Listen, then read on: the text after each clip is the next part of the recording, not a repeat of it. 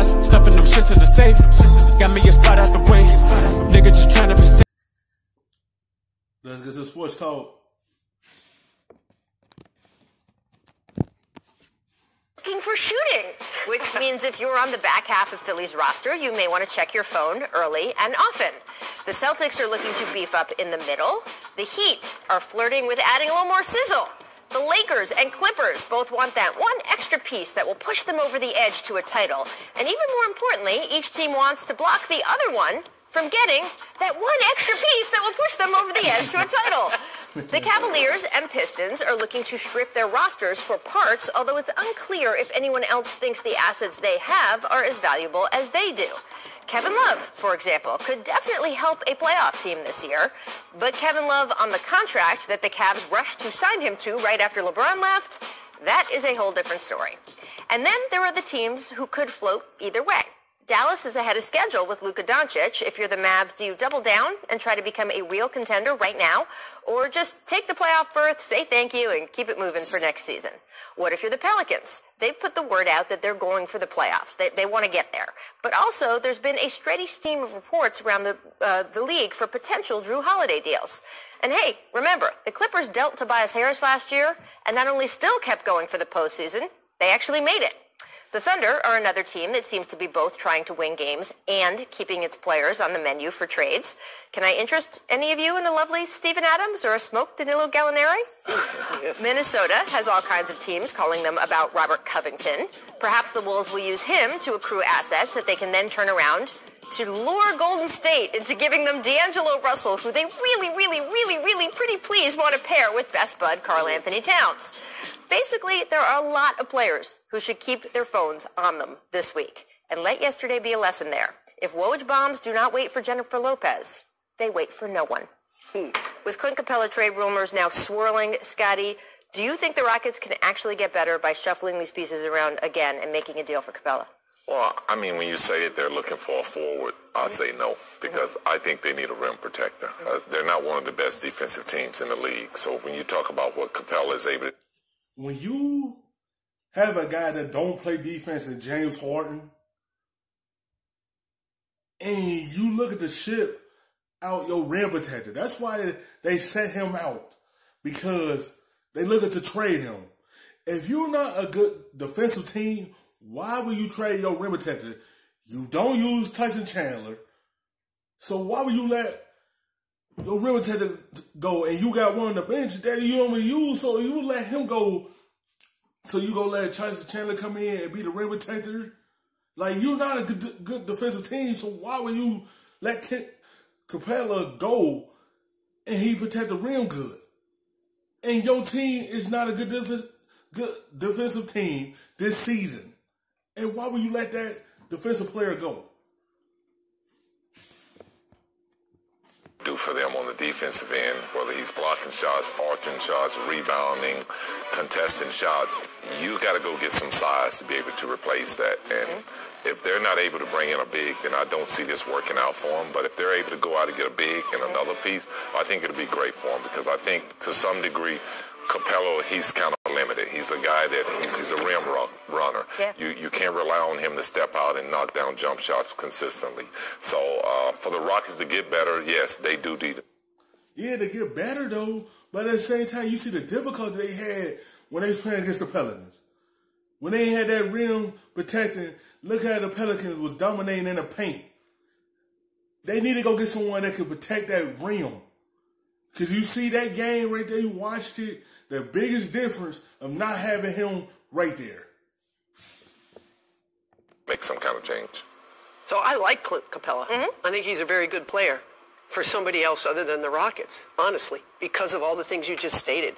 If you're the Rockets, you got to be able to stretch the floor and shoot threes. That's just how they're built. And we saw what happened in the postseason last year, Rachel. Yes. Clint Capela, they rendered him practically mute. I mean, he barely played in the postseason, and isn't that what this is all about, the postseason? So what do you get for him?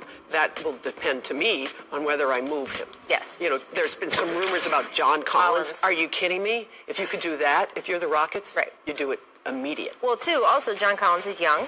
He moves with more pace than Clint Capela does, 4-5. right? Shoot And the so three. on a team that has acquired Russell Westbrook, you need a guy who can run up and down the floor. And Clint Capela, as I mentioned at the top, sat with another foot injury. And this has been not nagging him on and off through the whole season. I am curious whether this injury, he's sitting a bunch this week while Daryl is actively trying to trade him. I don't think it had to do with no foot injury. I honestly believe they said that because they looking to shift him. I always say this. Clint Capela is like a tradition center that's not made for this league no more. This league want their big mans to scratch the floor. And he's not that guy. He's a rim protector, rim-to-rim type of center. And his tradition ways don't fit this day and age center types. They need people like Embiid, Lopez, even Collins. It's just a lot of big men that not to step out and shoot threes. That's what they want their big men to do now. And he don't do that, so they want a big man like that.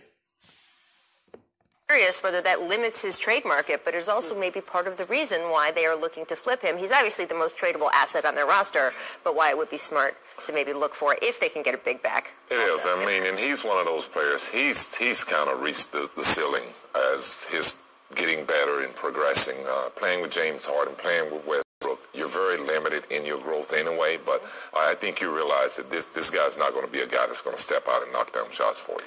If his contract was different, easier to move. That'll be the story of the day on Thursday. Yes, with so many guys. All right, I want to move over to the Warriors because there are still multiple reports out there. They're getting interest on D'Angelo Russell, and they're listening, right, if the offer is right. Russell joined Golden State in the Kevin Durant sign-and trade this summer. He's in the first of a 4-year, $117 million contract. However, right, he hasn't played with either Splash brother because of different injury situations. Steph, scheduled to be back in March from that fractured left hand. Jackie, should the Warriors trade D'Angelo or sit and just wait it out, see how he goes with Steph, and then reevaluate in the summer? To me, it entirely depends on what you're getting back. Right. Because the Splash Brothers work pretty well together. I'm not saying D'Angelo Russell can't exist with them, but your need isn't the backcourt, right, for this team. There are other needs. So what do you get back for D'Angelo Russell? Again, that's the fun game that we play. There's been a lot of talk. We all, as you pointed out in your wonderful open, the Timberwolves are lusting after him. Are they lusting after him so they would give you up Andrew Wiggins, let's say? And if you're, I don't imagine. If you're offering Golden State Andrew Wiggins, don't you have to attach a pick or picks for Golden State to take him on right. that contract? But I still maintain, I really believe this, that Andrew Wiggins, with the right veterans around him, could be something different than we've seen. I haven't given up on Andrew Wiggins. I'm the only one left in the league, but I haven't. I don't buy it because I would have bought it had he followed Jimmy Butler's lead, like the guys in Miami are doing right now, and I think they would have been on a different track right now. Right. So I don't follow that lead, but back. It's not going to change because do you see the difference in Miami with Jimmy Butler? That's all he wants the guys to do, just follow his lead. And you see the different outcome people having. Look at everyone from the rookie Euro, Duncan, Nunn, Leonard. It's a lot of guys on that Miami team that's follow that lead having good years because they want to win. The difference is when the T-Wolves, they were too busy worrying about their stats. That's why this team continue going down and down. Because if they would just understand where Jimmy Butler was coming from, they'd be a different type of player. But Andrew Wiggins didn't want to do that. And look, he going to be inconsistent, up and down. Next minute he up here, then minute he right here again. And that's why the team was not taking in the next step. To the D'Angelo Russell question.